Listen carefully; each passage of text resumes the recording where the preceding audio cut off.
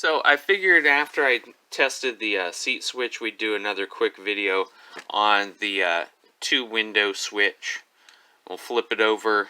It's got 6 pins, and let's look at the schematic really quick on what's what.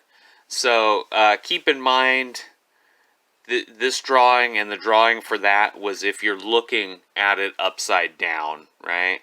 So we have positive here on this bottom corner, and passenger up and passenger down pins are right above it. So positive, passenger up and down, these two, and then driver up and down over here, right? And then we have the ground in the bottom corner, which actually might help you. It says Cherry, which is the makers of those switches, is right at that ground.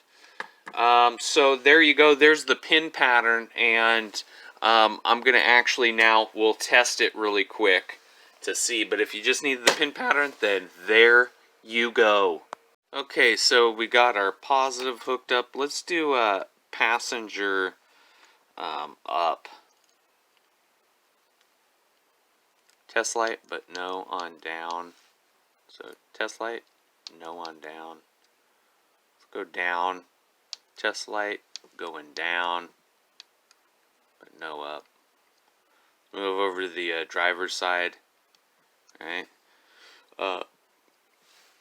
Driver's side, going up. No, come on, man. There we go. That's both of them are in the shot, and driver's side down. There we go, but no up. So cool. We know this works, and you know how we do it. Try to test as many of those parts for you, because people really aren't doing that too much on YouTube that I see. So I'm trying to fill the void, and I hope that helped. Hope you're doing well. Hope your family's doing well, and peace out.